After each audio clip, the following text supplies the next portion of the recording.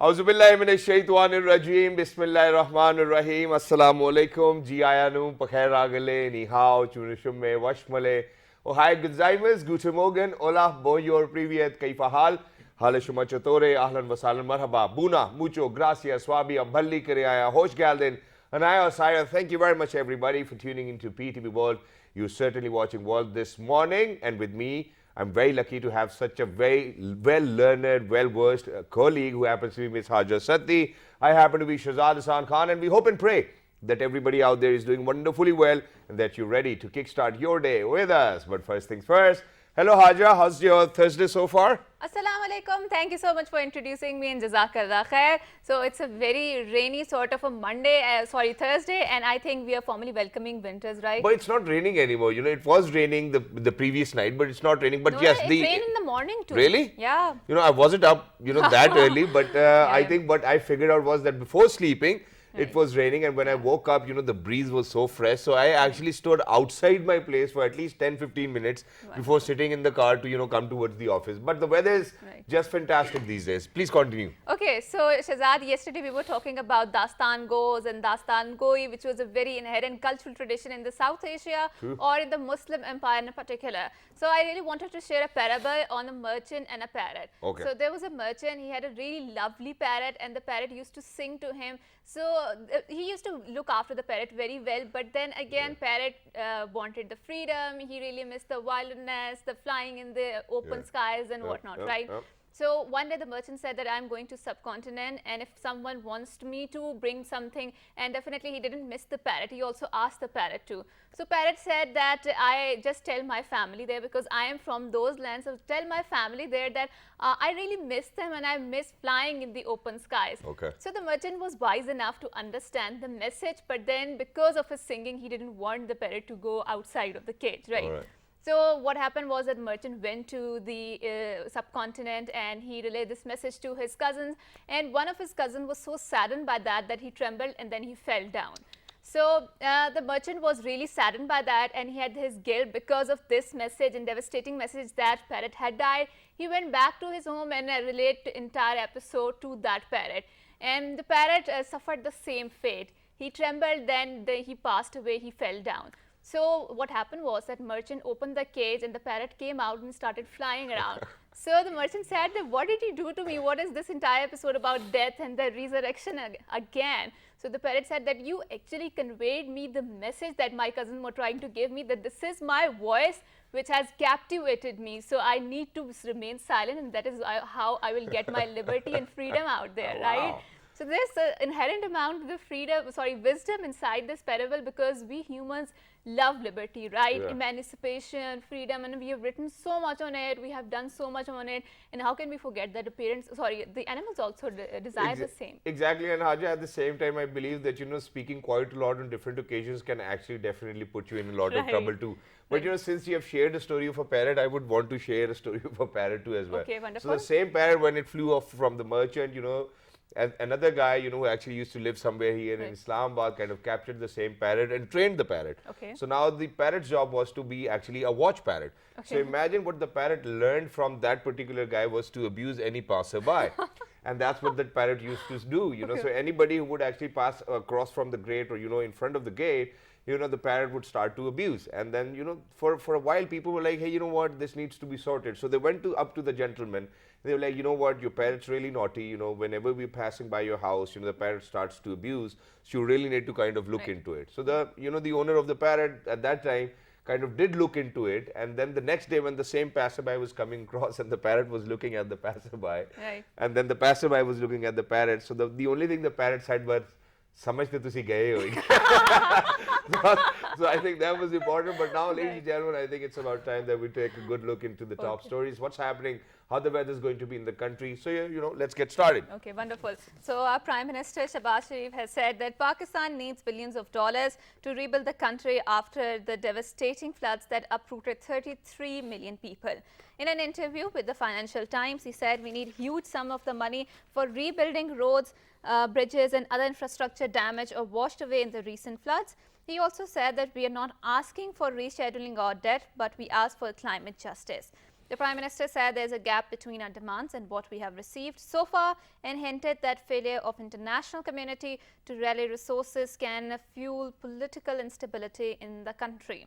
Shehbaz Sharif also said that Pakistan has been tapping state coffers to help displaced families and buy provisions such as tents, medicines, food packs and drinkable water.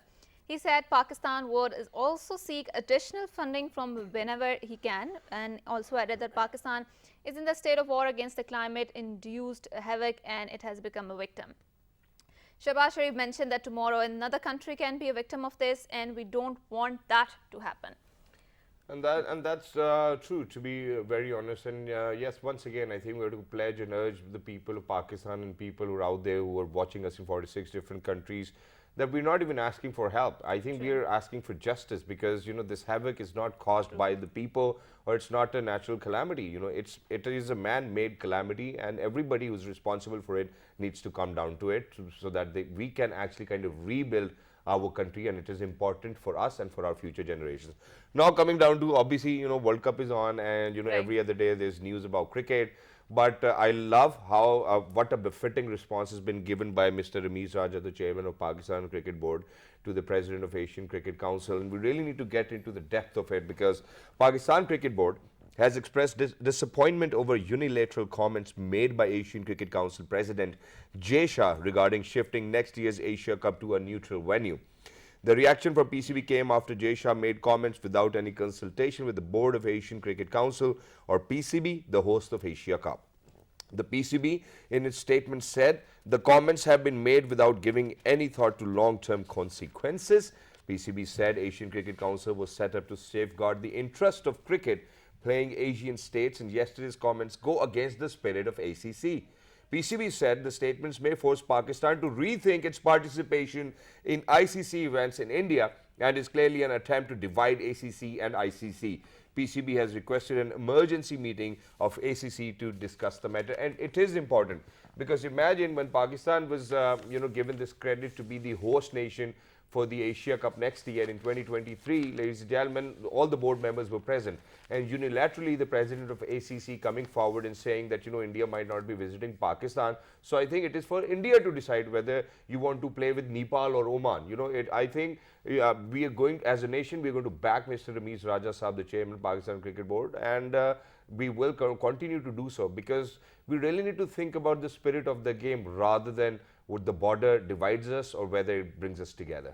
And that is really sad, that how the games or the sport that should be an apolitical event is being politicized. True. Just for the sake of the, few vested interests. So moving on to our weather updates. So rain, thunderstorm and wind with snow over high mountains is expected in Kashmir, Gilgit-Baltistan, Upper Khyber Pakhtunkhwa, Islamabad and Upper Punjab during next 24 hours.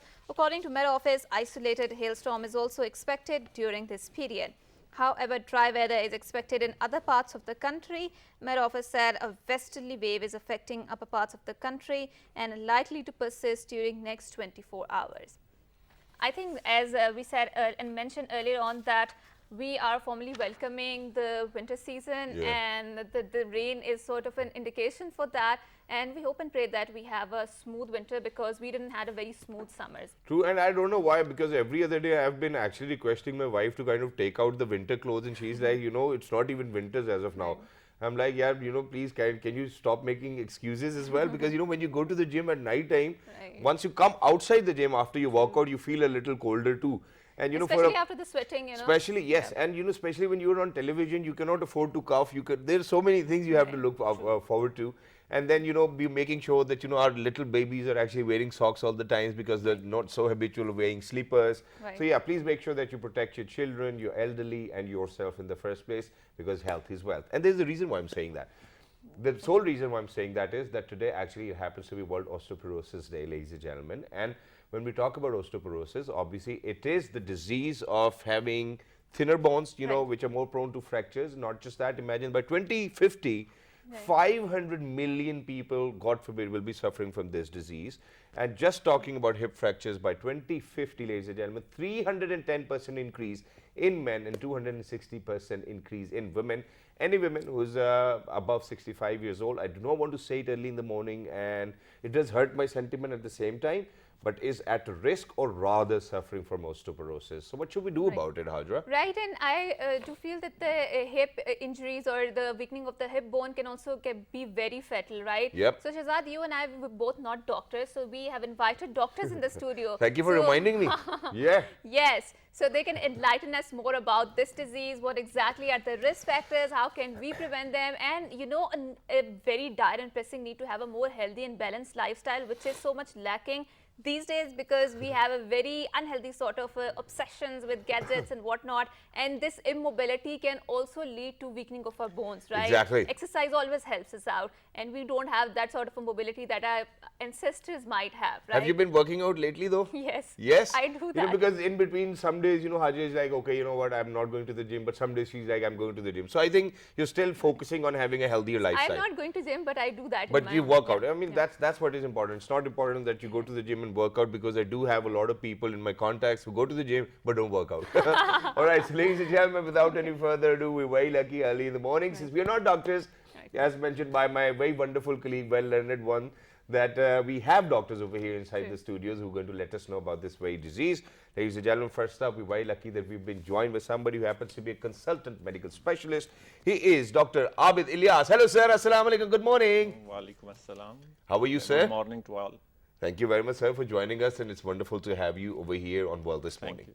Jazakallah. And alongside Dr. Abid Ilyas, since, you know, whenever we talk about osteoporosis or diseases which are related to, you know, bones, we really need to kind of talk about nutrition, you know, and we really need to go back in infancy and then adolescence and then adulthood, and those habits we have adopted and how they're going to contribute, and how, God forbid, we might have all of those risk factors. So to talk about nutrition in this aspect, we're very lucky that we've been joined by somebody who happens to be a consultant dietitian. Ladies and gentlemen, he is Dr. Abdul Momin. Hello, sir. Assalamu alaikum. Good morning. Walaikum salam. Good morning. Thank you so much for having me on the show. Thank you very much for joining us. Wonderful to have you. Okay, so I really wanted to ask you, Dr. Saab, both of you, that explain what exactly is the importance of this day, why observe it, and what is the diseases of the hip bones or hip bones?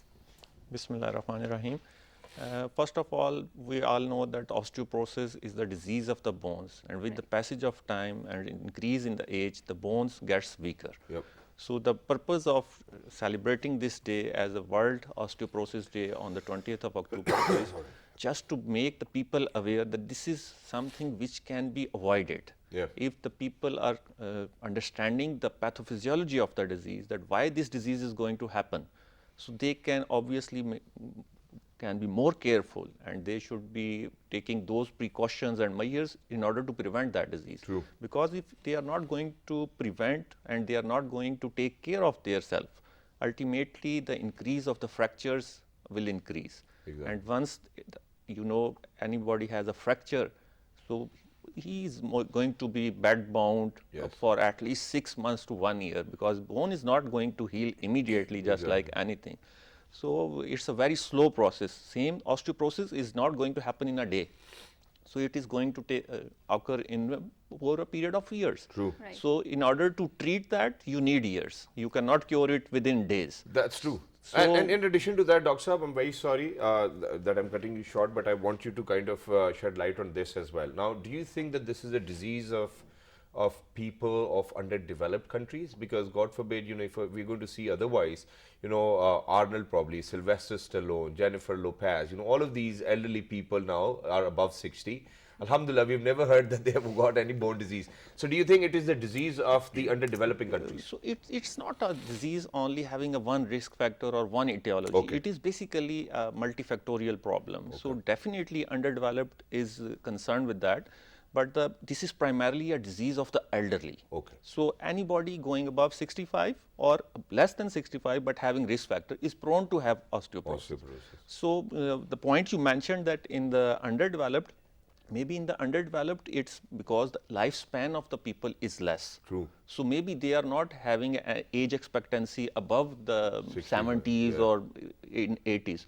But if you go to the West or into the Middle East, the people are maybe living up to 100 years. So we have an example of Queen. Yeah. 96 Even years old. if you go, I have happened to work in the Middle East, especially in the Saudi Arabia. So you can see their king is almost around about 100. Exactly. So yeah. So that's important. Not only food, desi food, they are used to have obviously more access to the health. True. So their awareness, education is a very important factor. So that is the importance of this day, to make people aware that this is something which can be prevented just by taking your increased supplements of calcium and vitamin D, doing daily exercise, using your physical fitness, doing exercise daily, and right from the training of the children from the adulthood. So they should be more encouraged to take part in the sports. So we have to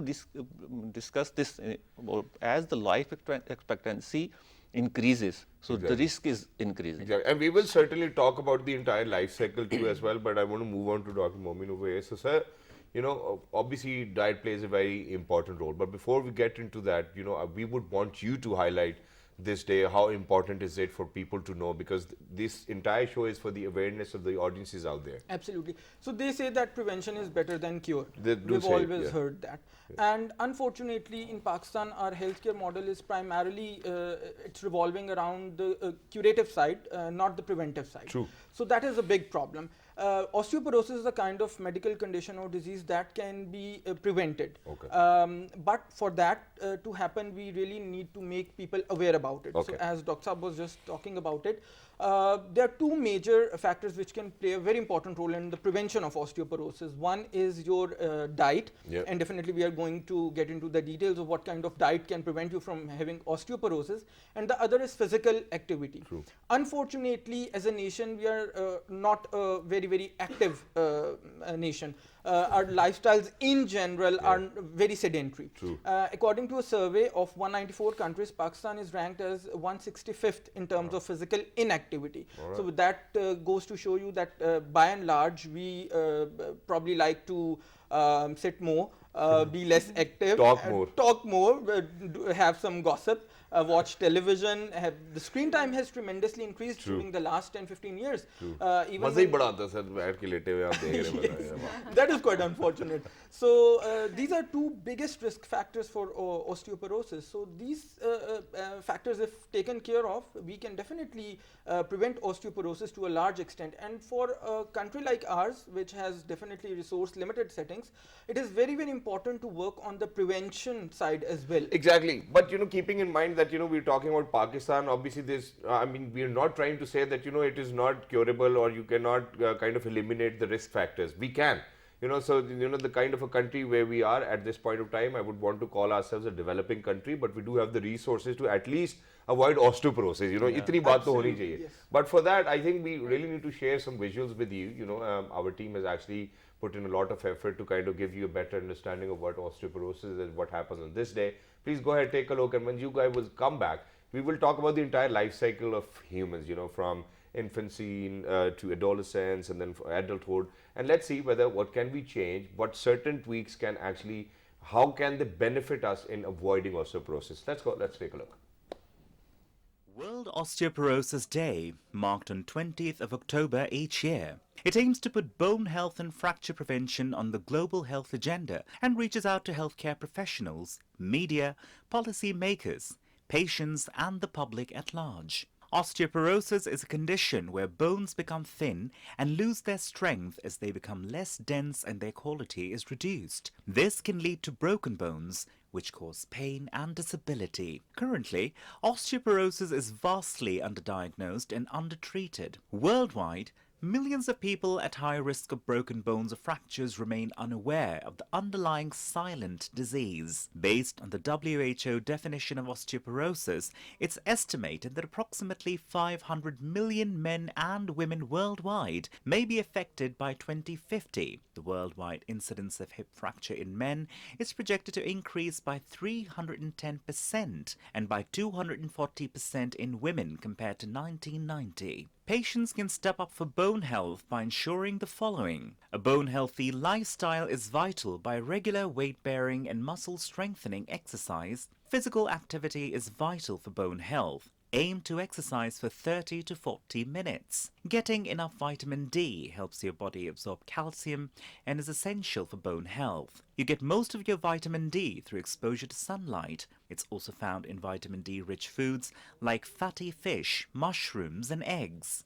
Despite ample sunshine, Pakistan has the highest rates of vitamin deficiency worldwide. In a recent study to assess bone health in healthy adult population, high bone turnover was seen in healthy pre-menopausal community females. Exposure of arms and legs for 5 to 30 minutes, depending on the time of day, season, latitude and skin pigmentation, between 10 a.m. and 3 p.m. twice a week is often adequate. In the absence of adequate sun exposure, the body depends on dietary supplements for vitamin D. Food fortification policy is a must. There is a need to establish a priority list of objectives and a timetable for a plan of action to develop appropriate programs and advocate for policy to render the diagnosis and treatment of osteoporosis accessible to all at risk.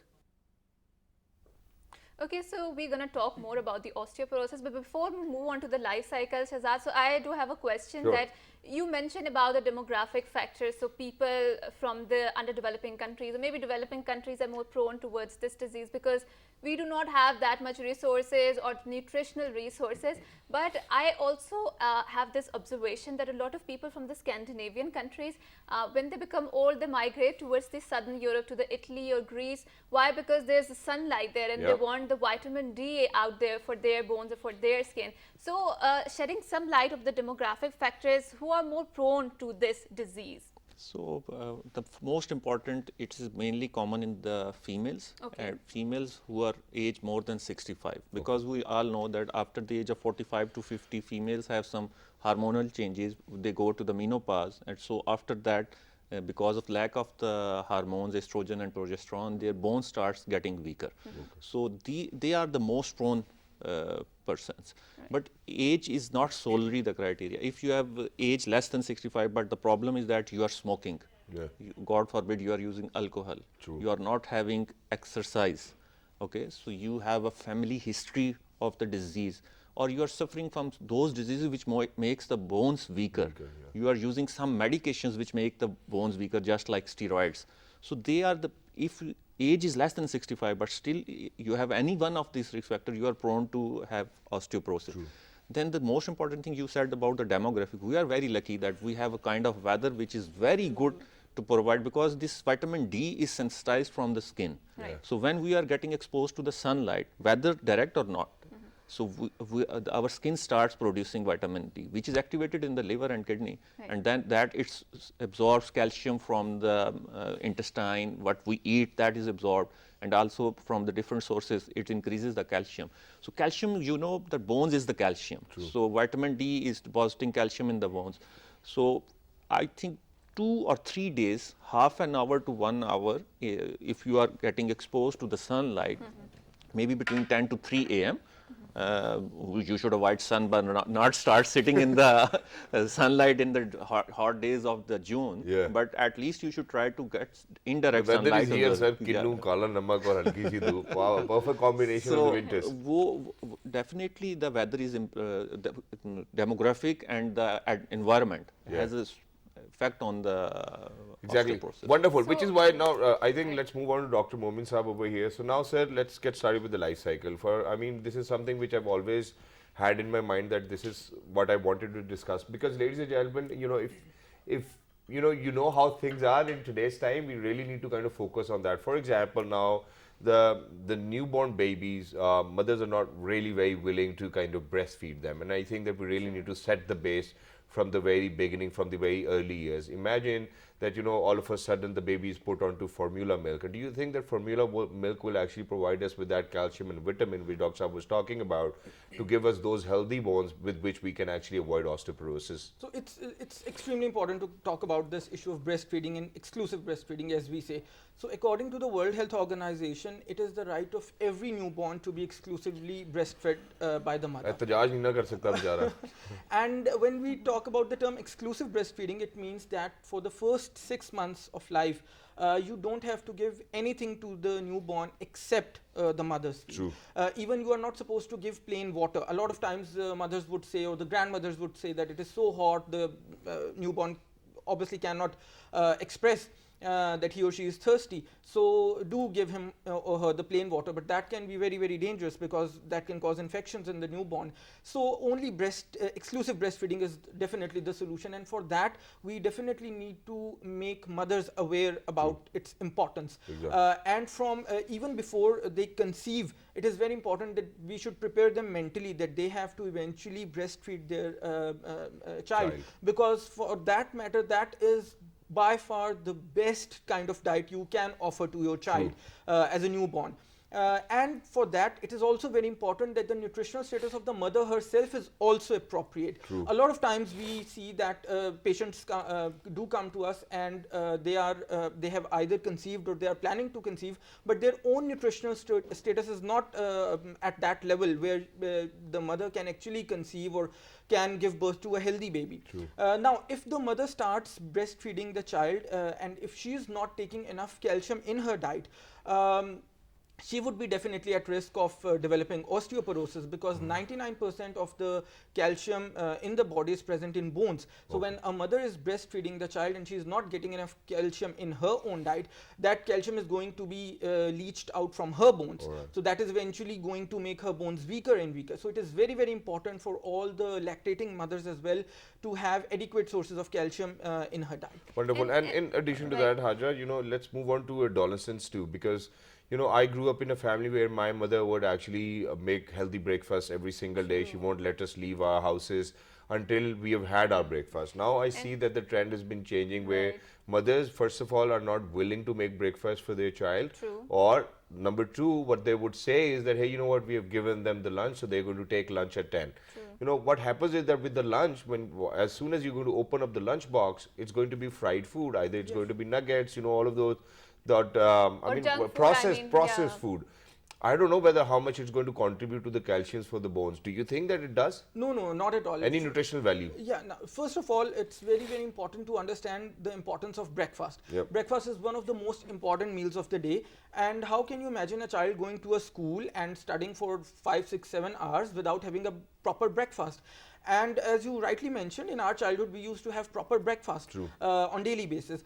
So it is very, very important for every child, or for every adult for that matter, who is going to the office, to the workplace, to have a proper breakfast. And when we use the term breakfast, it means that you have to have at least 3-4 different food groups in your breakfast. So for example, you must have a source of carbohydrates, like you can have a slice of bread, you can have a paratha, you can have a chapati, whatever. Then along with that, a source of protein is going to help you. For example, you can have an egg, you can have a homemade kebab. So that is something very important. A piece of chicken, yes, for that matter, minced meat, keema, that's also very good. Then a cup of milk is definitely going to help you, which was quite often there in our times, which is really lacking nowadays. And for the school lunch boxes, it is very important for the mothers to try and prepare those lunch boxes with the real foods, with the natural foods, not with the junk or the processed foods. A lot of times we see that nowadays the consumption of processed foods, ultra processed foods, ready to eat, ready to drink foods has become very, very common. We strongly need to discourage this trend, and most importantly, the consumption of fizzy drinks has increased a lot during the last 2 decades. We love it too much, Yes, and overconsumption of fizzy drinks also tends to leach calcium from the bones, which is another risk factor for the development of osteoporosis. So we strongly need to discourage the use of fizzy drinks and all the sugar sweetened beverages. And adding to this conversation, Shehzad, I do feel that nowadays if you tell some mother, I don't know why, they take it as an offense. Yeah, they take it so much. Exactly. And I do feel that this is because of the too much awareness, or I mean the lack of wisdom that is nowadays so much prevalent on the social media. Because I do remember that one of my family members, she doesn't feed her child as good as we used to get good fed by our mothers. And when one of the elderly lady pointed it out, she took so much offense at that. And now her child, he looks so weak and he doesn't look of his age, and I don't know why is that so. And now they say that ye to shuru se aisa hi hai. It's an excuse. But while we were talking about it, Dr. Sahab, that breakfast, it actually took me back in time. So imagine, even there are those days, because us siblings, we were so habitual of eating eggs that obviously there is a day when there are no eggs in the refrigerator. So mother always has to come up with a brilliant idea. So imagine, I just thought about it, that there were days that my mom would actually make us chapati paratha, with bal in it, 3-4 layers, and then on Right. top of that, a little warm, lukewarm desi ghee, and on top of that, a little bit of shakkar. Ooh, you take a bite and then you take a sip of a Your glass. mother's efforts are actually reflecting on you. Because you looks very Even healthy. I think on all of us, because we belong to that generation. But now coming down to you, for that discussion we've had with Dr. Momin Saab in accordance to the dietitian and nutrition, do you agree to all of it, first of all? Dr. Momin has absolutely very well explained the role of dietitian. True. Diet, especially in the healthy lifestyle. One thing which I need to stress, there is one type of osteoporosis which is specially mentioned as pregnancy and lactation osteoporosis. Okay. So that's why the reason females are more prone to have osteoporosis, and they have to have more careful to prevent it. Okay. Maybe 15-20 years back, when I started my medical career as a house officer or a resident, we were not useful to see young females of 40s or 45 coming to the clinics and complaining of bone pains and weakness, myalgias. But now it's very common. Since I have been working in a private sector, we have a liberty to investigate and do the labs of the patients. Whenever I do the vitamin D levels of my patients, whether male or female, it's always coming insufficient or deficient. Exactly, and we're going to come back to this. We'll continue with this, but ladies and gentlemen, at this point of time, we need to head out towards a short break. Don't go anywhere. We'll be right back.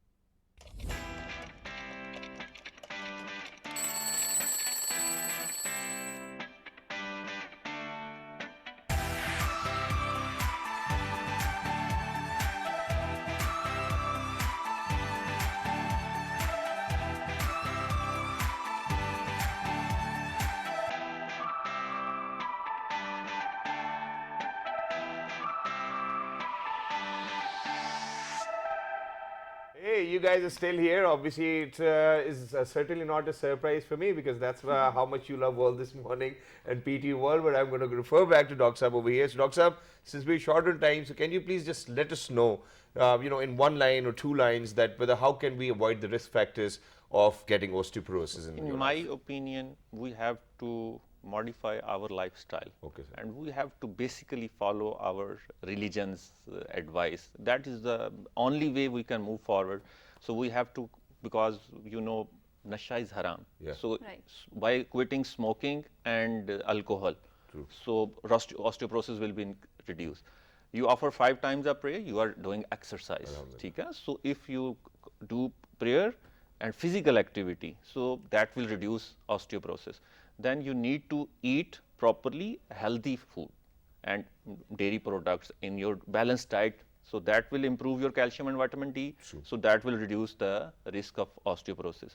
So then you have to definitely try to regular checkups, and if you have any disease, you need to consult the doctors and get it from the properly certified doctors, so that if there are any diseases which are predisposing you to the osteoporosis, they can be taken care of before time. Wonderful. Thank you very much, Dr. Abid Ilyas. Thank you very much, sir, Dr.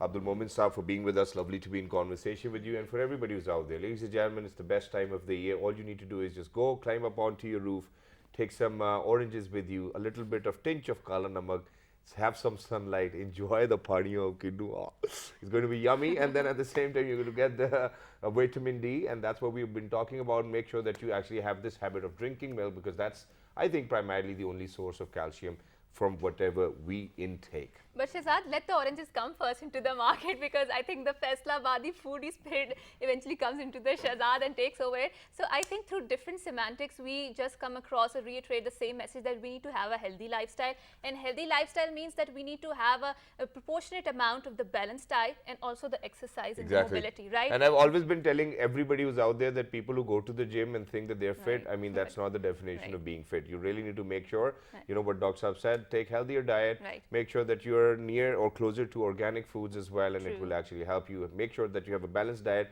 You really need to eat to live. Please make sure that you're not living to eat. That's it. Till the next time, look after yourselves. 1, 2, 3. Good morning.